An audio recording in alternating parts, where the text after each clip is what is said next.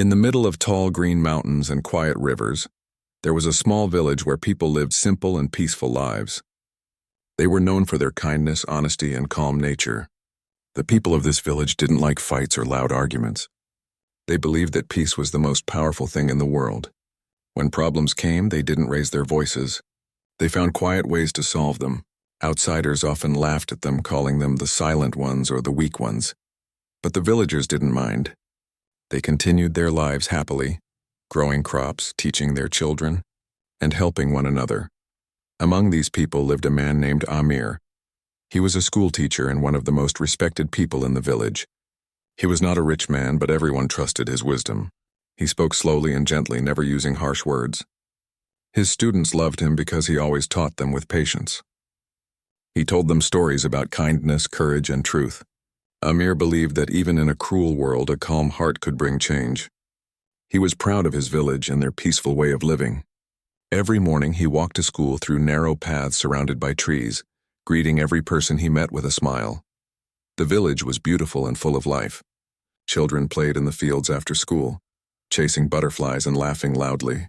Women gathered near the river to wash clothes and share stories. Men worked in the farms, singing songs while planting seeds. In the evenings, everyone gathered in the village square to drink tea and listen to the elders talk about old times. There were no locks on doors because nobody feared theft. The people trusted each other completely.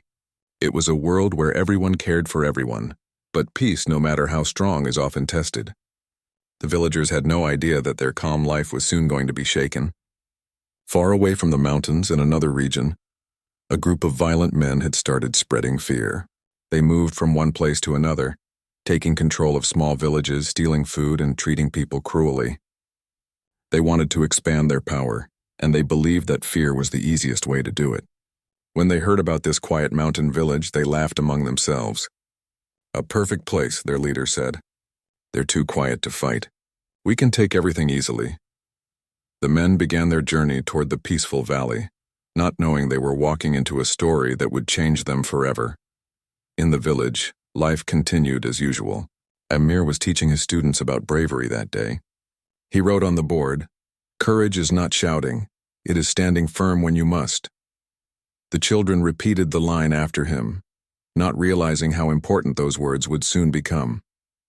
That evening, Amir visited his friend Rahim, an old farmer. They sat outside Rahim's small house looking at the setting sun. Rahim said, "The world is changing, Amir. I hear stories about attacks in nearby towns." Amir smiled softly and replied, "Yes, but our village has peace in its heart. As long as we stay united, no one can harm us." His words were calm, but deep inside, a small feeling of worry began to grow. The next few days passed quietly. Then one morning, a child came running into the village square, shouting that he saw strangers on the mountain road. The villagers gathered to see for themselves. From a distance, dark figures on horses appeared carrying weapons. The people had never seen such men before. Their faces were rough, their eyes cold, and their voices loud. The leader, a tall man with a scar across his cheek, looked at the quiet crowd and laughed. "So this is the peaceful village I heard about," he said. "You look too gentle to resist." His men spread around, searching the houses, taking food and shouting orders. The villagers stood silently, confused and afraid. Amir stepped forward and spoke politely. "We welcome visitors, but please treat our people with kindness." The leader smirked. "Kindness?" he mocked. "Kindness is for fools." That day the village lost its calm. The men who had always trusted peace now felt helpless. The women cried as the invaders took what they wanted. Children hid behind their mothers, holding on tightly. Amir tried to stop them with words, but the leader only pushed him aside. "You quiet ones don't deserve your land," he said. "From now on, this place belongs to us." The villagers were shocked, but no one dared to fight. They had never used weapons or seen violence. For generations, they had believed that words could solve everything. Now they realized that words sometimes fall silent in front of cruelty. That night, the village was dark and silent, but not with peace. This time it was fear. Amir sat outside his house looking at the broken doors and frightened faces. His heart was heavy. He thought about his students, about the line he had written on the board. "Courage is not shouting, it is standing firm when you must." Was it time for him to stand firm? He had always believed in peace, but he began to wonder if peace without protection was real peace at all.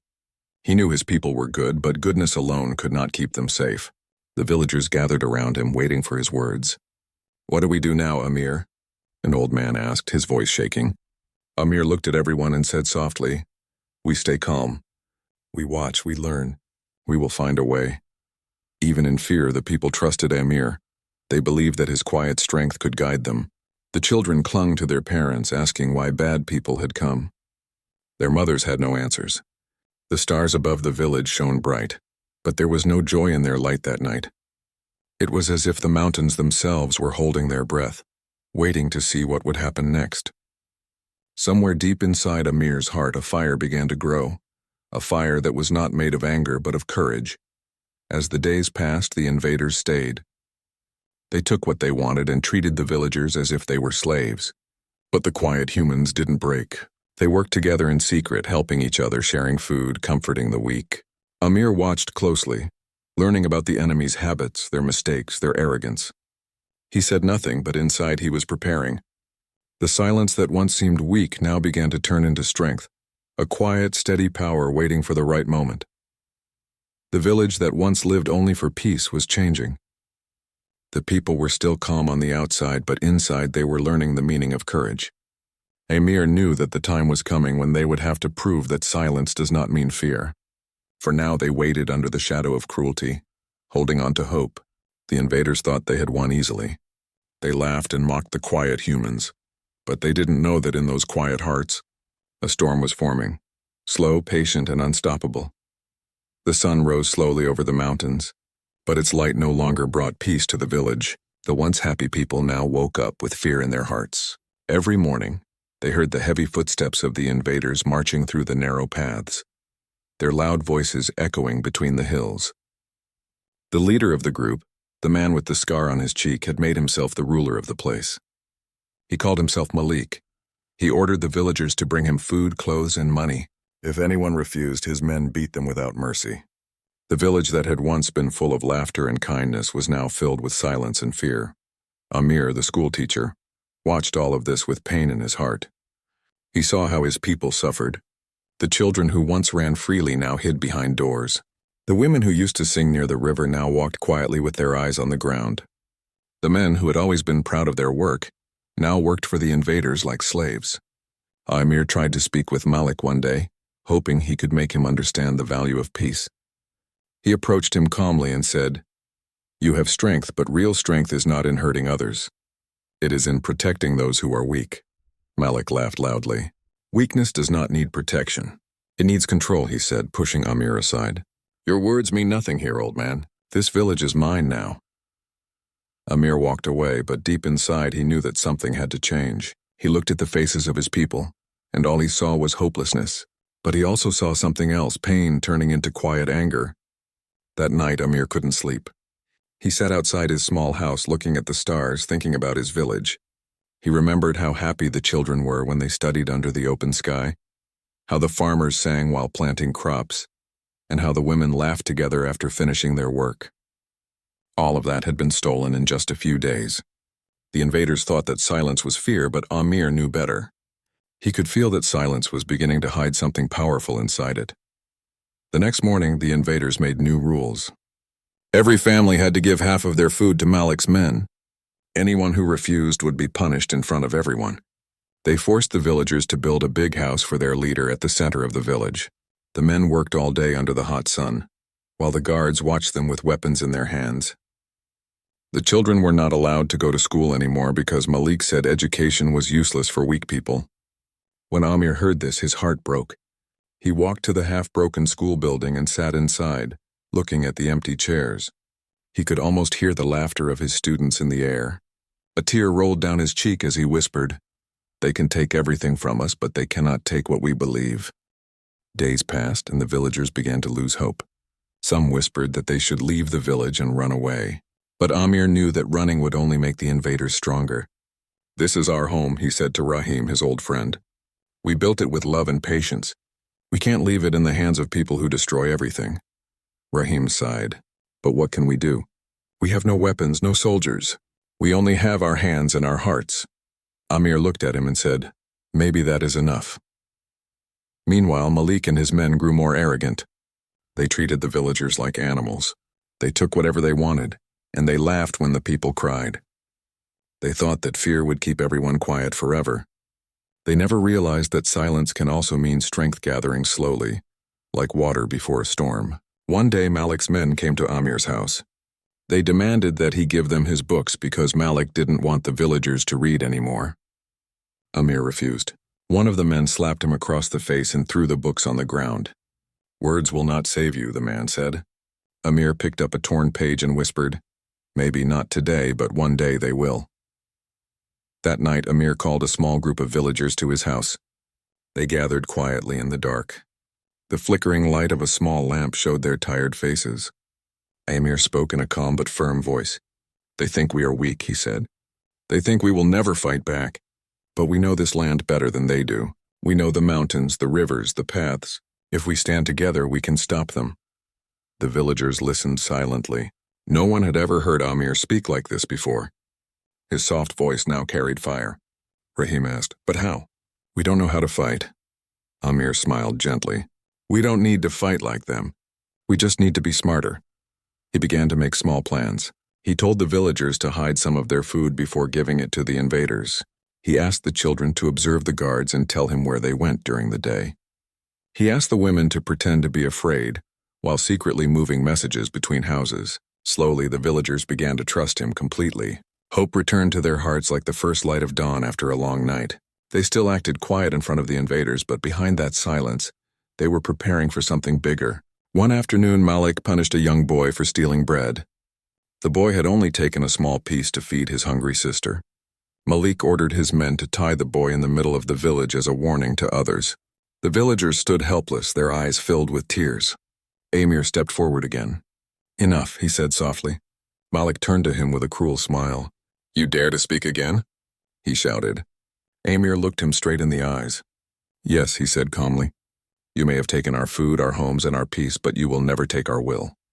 Malik raised his hand to strike him, but something unexpected happened. None of the villagers moved away this time. They stood behind Amir silently, their faces strong.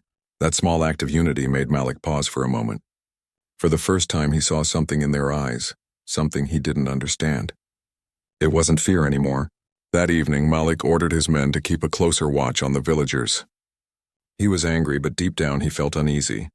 He didn't know that his cruelty was only making the villagers stronger.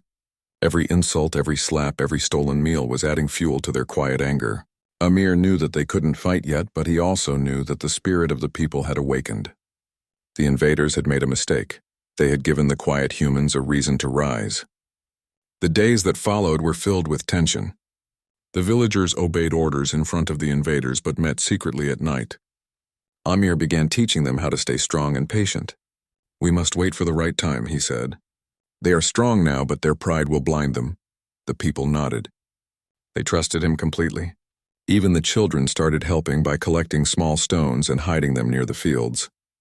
The women made secret marks on trees to guide the villagers during the night. The men repaired tools that could be used for defense if needed. Slowly, the quiet village began to prepare in silence. Malik and his men still thought they were in control. They drank, celebrated, and laughed loudly every night, unaware that their downfall had already begun. Amir watched from a distance, his eyes calm but filled with purpose. The same man who once believed only in peace now understood that sometimes peace must be protected with courage. He still prayed every night for a bloodless victory, but he was ready to do whatever it took to save his people. The invasion had taken their happiness, but it had also awakened their strength. The quiet humans who once feared violence now understood that silence was not about surrender. It was about waiting, planning, and striking at the right time. Amir knew that day would come soon. The mountains stood tall around the village as if guarding them, and the rivers whispered softly under the moonlight, carrying the promise of freedom.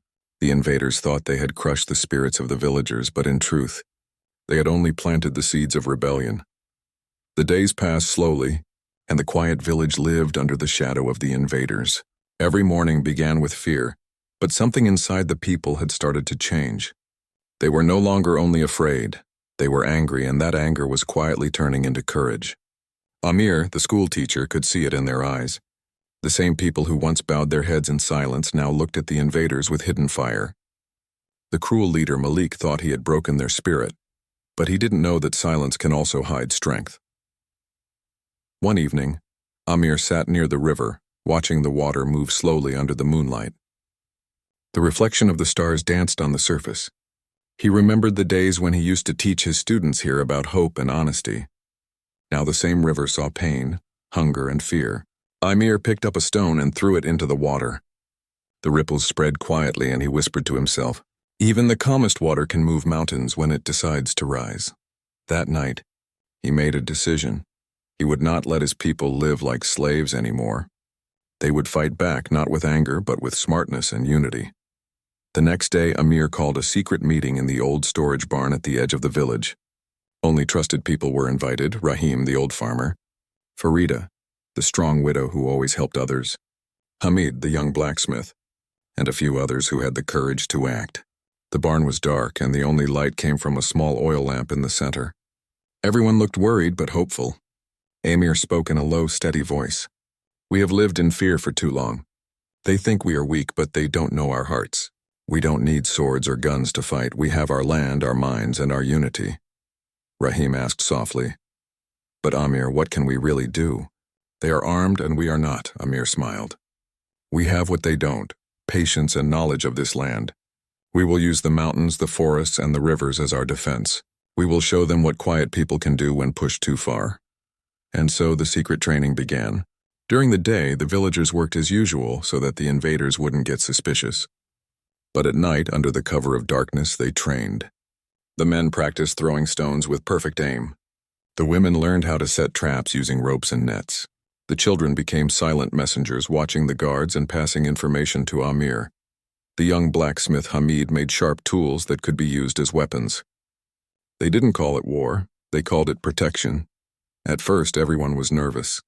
The sound of footsteps or a dog barking made their hearts race. But slowly, their fear turned into strength. Amir guided them like a teacher guiding students through lessons of courage. He told them, "A lion does not need to roar to be dangerous. It only needs to wait for the right moment." Those words stayed in everyone's hearts. Meanwhile, Malik and his men grew lazy. They had taken control of the village so easily that they no longer stayed alert.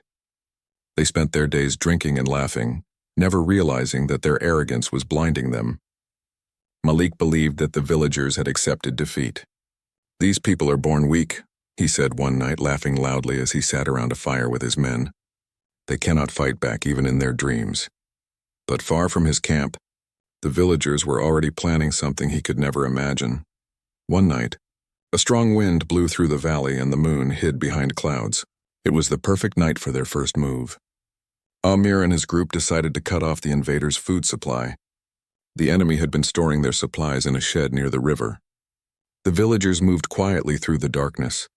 The sound of the flowing water helped cover their footsteps. Hamid and Rahim worked together to remove the ropes that held the storage door. Inside, they found sacks of food, weapons, and clothes stolen from the villagers. They took some of the food for their people and poured the rest into the river.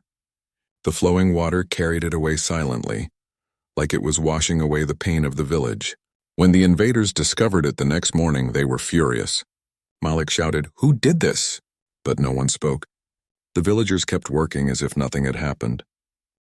Malik punished 3 innocent men, but Amir told them to stay strong. "Their cruelty is their weakness," he said. "They are scared because they don't understand silence."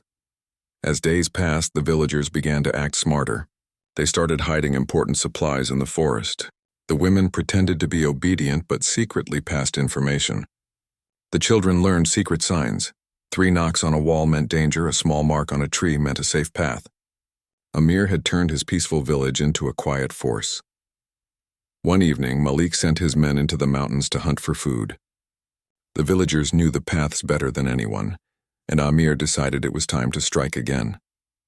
He led a small group to the narrow mountain path that the invaders used. They blocked the route by rolling down large stones and cutting small trees to fall across the road. When the invaders tried to return, they were trapped. The villagers didn't attack directly. They just watched from a distance as fear began to grow in the hearts of those who once mocked them. Malik's men shouted and cursed, but they couldn't move forward or backward. It took them hours to clear the way, and by the time they returned to the village, they were tired and humiliated. That night, Malik's anger grew. "Someone is playing games with us," he yelled. "I want that teacher brought to me." His men searched for Amir, but they couldn't find him. He was hiding in the forest, guiding his people from the shadows. Amir knew that open fighting would bring death, so he used the land as his shield. He said to Rahim, "We are not fighting them with strength. We are fighting them with patience." The villagers' confidence grew with every small success. They began to see that the invaders were not gods. They were just men who relied on fear. And fear, once broken, loses all power. One day, when the invaders went to collect water from the river, they found the path slippery with oil. Several of them fell into the cold water, their torches extinguished, their clothes soaked. The villagers laughed quietly from the distance. Small victories like this filled them with hope. Amir often reminded them, "We are not doing this for revenge. We are doing this for our children and for our peace." His calmness gave them courage. Even the weakest people now stood tall. But victory was not easy. Malik's cruelty increased. He ordered his men to burn a few houses as punishment. The sky turned red with fire, and smoke rose high above the valley. Amir watched from the forest, his fists clenched. He felt pain and anger burning inside him. He wanted to rush in and fight, but he stopped himself. "Not yet," he whispered. "When we rise, it will be together." That night, as the villagers gathered around him, Amir spoke quietly. "They think we are silent because we are afraid. But our silence is not weakness, it is waiting. We will choose the day, the hour, the moment. And when that moment comes, they will see who we really are." His words filled everyone with fire. The villagers nodded, tears in their eyes, ready to fight for their freedom. From that day, the secret movement grew stronger. Even those who once doubted now joined. They practiced hiding, signaling, and moving silently. Amir taught them to listen, to the wind, to the birds, to the smallest sound. "Nature will guide us," he said. "It is on our side." The forest became their friend. They dug small hiding spots where they could keep food and tools. They created secret tunnels under some of the houses. Every plan was made with care, every step taken with purpose. The invaders saw nothing, heard nothing, and yet slowly they began to lose control. Malik could sense something was wrong, but he couldn't understand what. His pride blinded him. He told his men, "They're just peasants. They'll never dare to fight us." But deep inside, a small fear started to grow. The villagers, once quiet and helpless, had now become watchers, planners, and protectors. Their silence had turned into a weapon. Amir stood one night at the edge of the forest, looking at the sleeping village. He could hear the faint sound of a drum somewhere in the distance, played softly by one of the boys as a signal of unity. He smiled to himself. "They thought the quiet humans were weak," he murmured. But they were wrong, the time was near.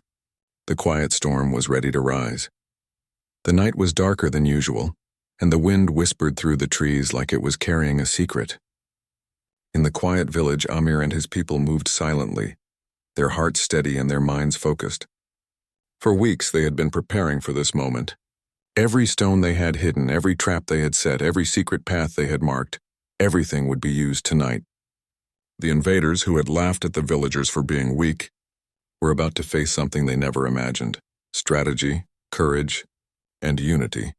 As the invaders slept in their temporary camps, drunk from their arrogance, the villagers slipped from house to house, checking that everyone was ready.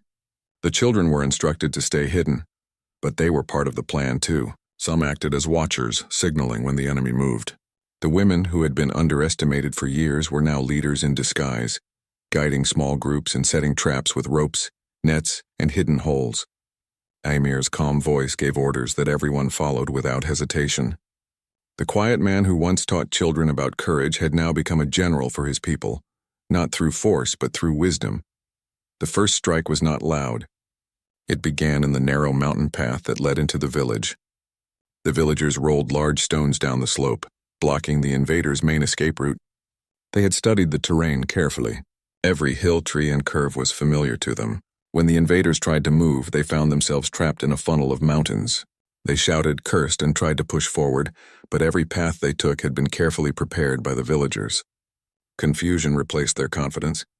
The men who had once mocked the quiet humans now found themselves caught in an invisible trap of intelligence and patience.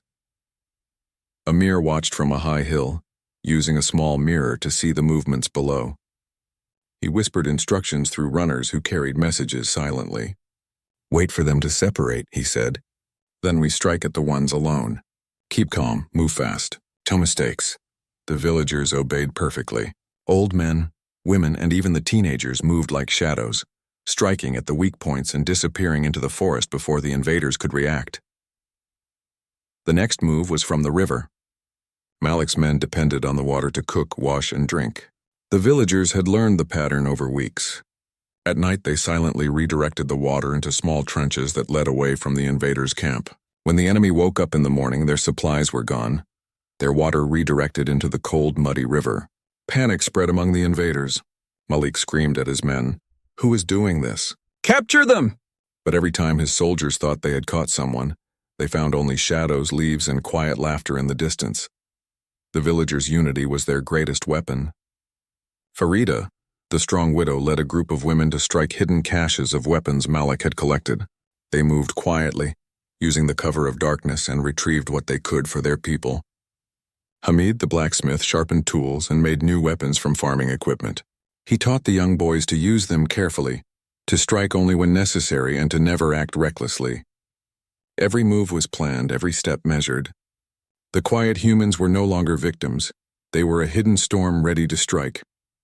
One morning, Malik sent a group of his strongest men to patrol the forest paths. He laughed, thinking that nothing could happen. But Amir had anticipated this. The villagers had set up nets and pitfalls along the narrow paths. As the invaders walked confidently, they suddenly fell into hidden traps, twisted their ankles, and became entangled. They tried to scream, but the forest swallowed their voices.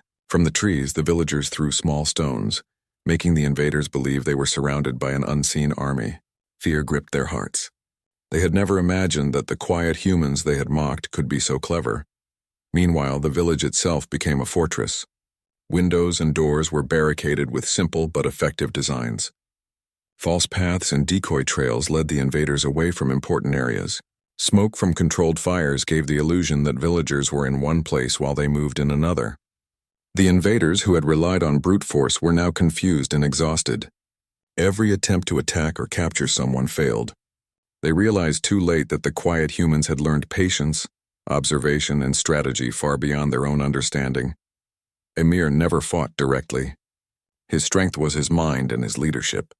He remained calm, observing, guiding, and correcting mistakes silently. Whenever someone hesitated, he reminded them, "Patience is our shield. Unity is our sword." The villagers moved like one body. Even the youngest children carried messages, signaling when the invaders moved. Every time the enemy tried to regroup, they were met with resistance in a way they could not understand. Stones fell from above, holes appeared suddenly, and false trails led them into corners of the forest. They began to panic. Malik could feel his power slipping. He had underestimated these people completely. He shouted at his men, "They are only humans. Stop being afraid." But fear had already taken root. Each night, Malik's men huddled in tents, wondering where the next attack would come from. Their confidence, which had been unshakable, was now replaced with doubt and terror. The quiet humans had turned the mountains, the rivers, and the forests into allies. Nature itself seemed to fight alongside them. One evening, Amir and Rahim observed a group of invaders attempting to sneak into the village from the opposite side. The villagers quickly blocked the narrow pass with heavy logs and stones. When the enemy tried to push through, they were caught in a trap that slowed them down. The villagers then surrounded them from higher ground, throwing stones and using the terrain to their advantage. No one aimed to kill unnecessarily. They only wanted to scare and confuse. The invaders fled, realizing that their plan had failed again. The quiet humans had won another small victory, but it was more than victory. It was proof that strategy, patience, and unity could defeat brute force. The climax came when Malik himself tried to enter the village at night, hoping to capture Amir and end the rebellion. He moved with his strongest men, confident that the villagers would be too scared to fight. But Amir had anticipated this. He had arranged for a series of distractions: false fires, loud noises in the forest, and paths that led Malik in circles. By the time Malik reached what he thought was the center of the village, he found himself surrounded, not by hundreds of fighters, but by clever traps, hidden stones, and strategically placed obstacles. The mountains echoed his frustration and his fear. For the first time, Malik realized that he had underestimated the quiet humans. Throughout the night, the villagers continued their coordinated efforts. Each attack was small but precise. Each move was calculated to cause maximum confusion with minimum harm. By dawn, Malik's army was exhausted, humiliated, and demoralized. They had fought a war they did not understand.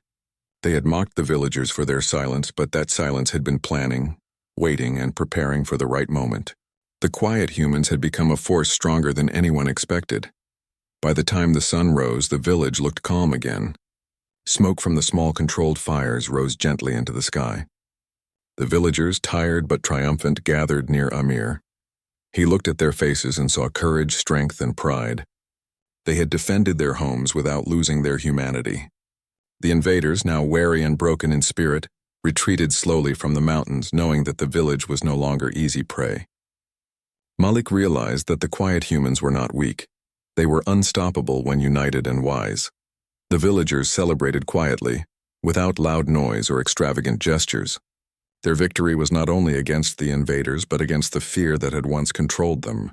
They had learned that true strength comes from patience, observation, unity, and the courage to act when the moment is right. Amir, standing on the hill, looked at his people and whispered, "They thought we were weak. But we were never weak. We were waiting." In that moment, the village was transformed. The people who once lived quietly, hiding from danger, had discovered the power of their unity, their intelligence, and their courage. The mountains, rivers, and forests that had watched over them for generations had become allies in their silent fight, and the invaders, who had come thinking they would easily conquer the quiet humans, had learned a lesson they would never forget. Calmness and patience can hide a storm stronger than any sword. The quiet humans had risen. They had fought without hatred, without reckless violence, and without surrendering their principles. And in doing so, they had proved that true courage is often quiet, patient, and unwavering. The village was quiet again, but it was not the same quiet as before. It was the quiet of victory, the quiet of people who had survived a storm and emerged stronger. The invaders had left, humiliated and fearful, retreating into the distant mountains where they could no longer threaten the peaceful village. The villagers had won not because of swords or armies, but because of patience, intelligence, and unity. They had learned a lesson that would never be forgotten.